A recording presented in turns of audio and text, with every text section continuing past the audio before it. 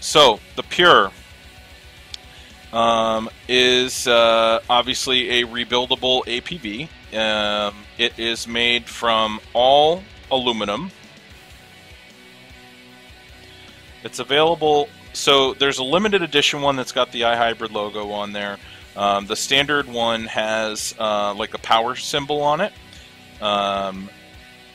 It's made from all aluminum and coated with a very durable anodizing finish or anodized finish.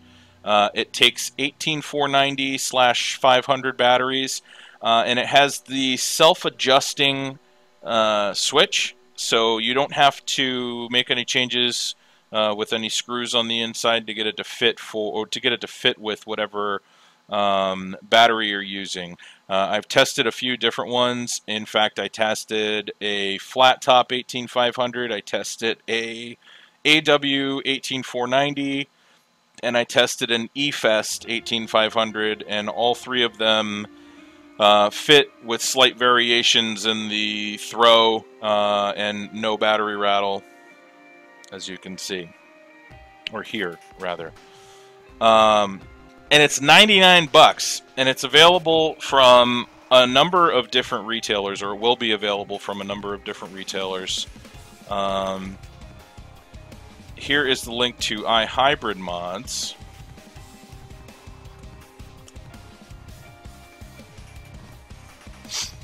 So there's the link in chat if you want to check out the website. Let's break this guy down. So first of all, the switch. Hold on a second. I'm going to take autofocus off real quick. Okay. So first, let's talk about the switch. There is no lock. It is a recessed button. Okay. So you know, you can stand it up on these four little legs, and it will not fire.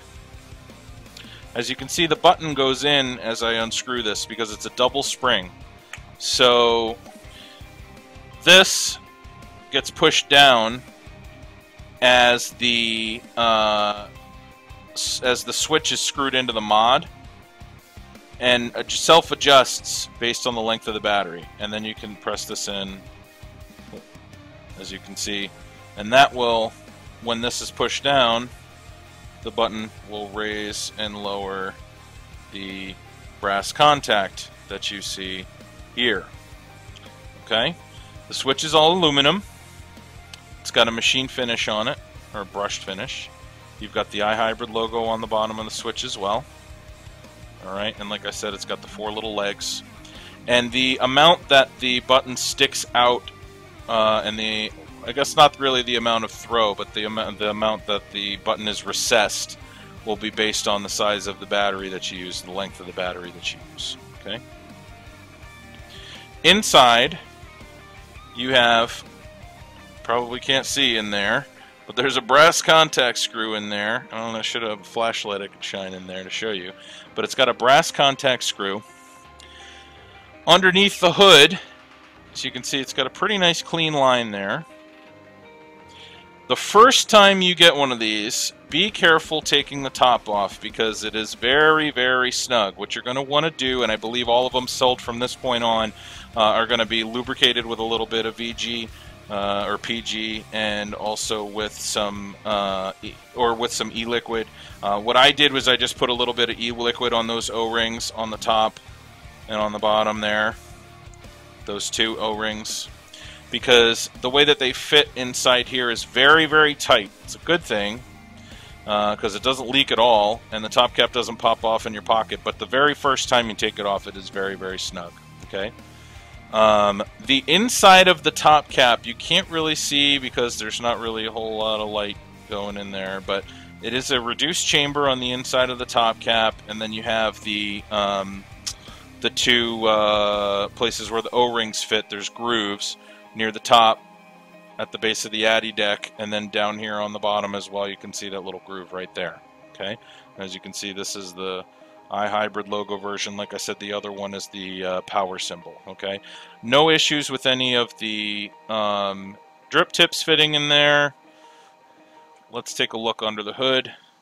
So the Addy deck on this guy, you can set this up with either single coil or dual coil. The Addy deck is anodized, makes it really easy to set up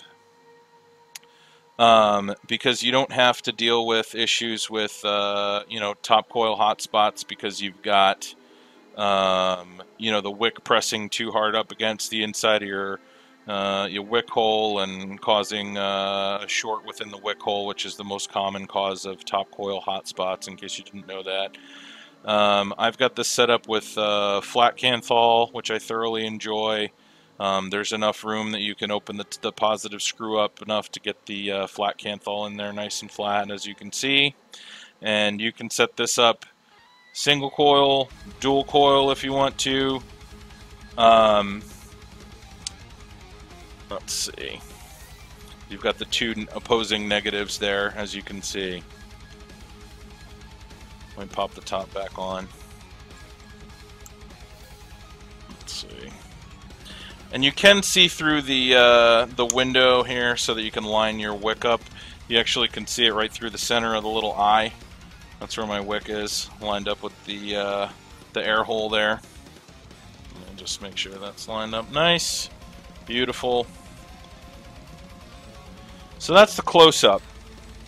Let's pop the battery back in here and talk about how this guy vapes.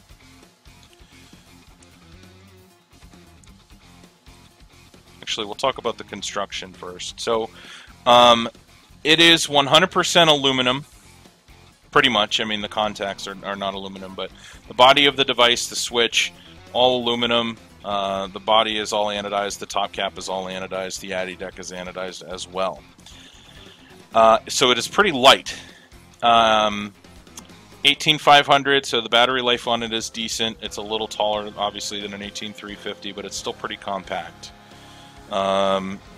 This up next to the Sugar Skull, this is the 18650 Sugar Skull, and this is just the mod.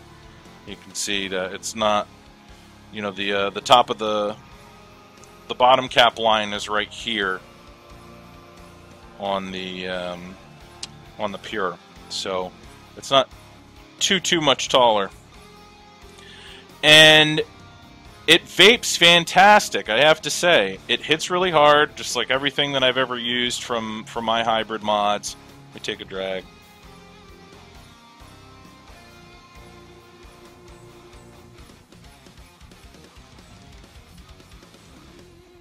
It's got it actually has a pretty tight draw on it, which I like.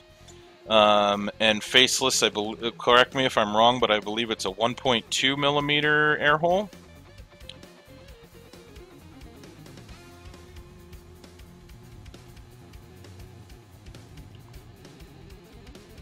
The vapor production I'm getting is very good from it because, like I said, it is hitting really nice and hard. It performs like it should. There's minimal voltage loss. I haven't tested it just because it's a little harder to do than just screwing this guy onto there, because there's no 510 connection since it's a hybrid. But what don't I like about it? So the threading's nice and smooth. It's very well put together, and everything fits together nice and snug. The switch feels a little bit cheap. I mean, it's not terrible, but I get a little bit of wobble in the switch there, as you can see. And I do have the longest 18500 battery that I own in there right now, and the wobble is a little bit less when you use when you use an AW. This is an eFest that I have in here right now, like I said. I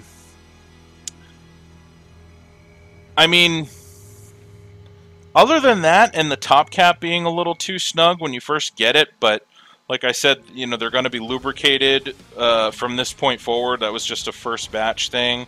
And once you get it off and lubricate the O-rings, it's not a problem. That's really it. I mean, so yeah, the Switch feels a little bit cheap. Other than that, it's great, and it's $100. I mean, you can't beat this for $100. Like, I feel kind of the same way about this that I did with the Moon G1 that I reviewed. I don't know if you guys remember back that far, if you were watching the show back then, but when I reviewed the Moon G1, the hybrid coming out of Hungary, which is a little over $100, and actually I think the price has gone up. It's closer to like 125, 130 now. It was kind of the same situation, you know. It was an anodized aluminum device. That one had electronics in it, though. You know, this is purely mechanical, so you don't have anything that can fail. For $100, for 99 bucks, I mean, you're going to be hard pressed to find a good quality Chinese mechanical mod and a good quality Chinese addy. First of all, you're not going to be able to find a combination of a Chinese mechanical mod and a Chinese addy that's going to perform as well as this guy out of the box. You know, and now the prices on those are coming up. I've seen some of the stuff that's coming out of China going for 75 to 100 bucks now, and some even more.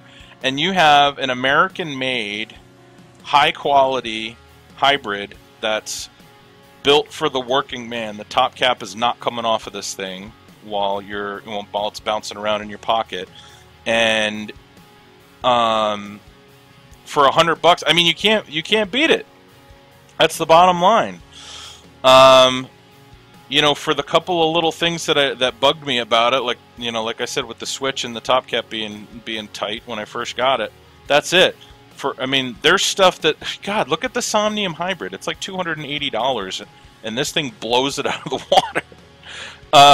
And there are plenty of other devices that I've used that are twice the price of this and higher that are not as good and do not give as good a vape as this device. So, you know, I mean, the quality of the vape that you're getting off this is very comparable to, like, the Fecta, actually. You know, the build quality is not on that same level because it's, you know, it's it's an anodized aluminum rather than a stainless steel, and then eventually, you know, or titanium or whatever. But the vape is just as good, and yeah, I mean, once these are readily available, pick one up, because it's a great mod to throw in your pocket and, you know, take with you to work. Throw it in a one of those lanyard, you know, leather pouch things that you can get, the mod pouches. Put, you know, a belt clip, whatever. You know, it's a great travel device. Yeah, I really like it. I'm gonna take another vape.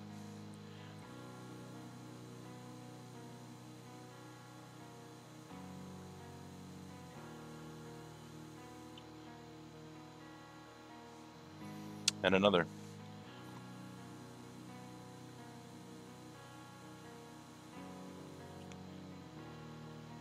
Yep. Like I said, I mean, for $100 you can't beat this guy. So definitely highly recommend you get a Pure.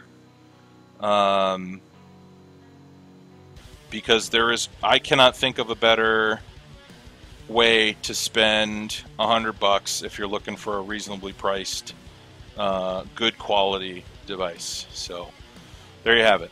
That is my review of the Pure from iHybrid Mods.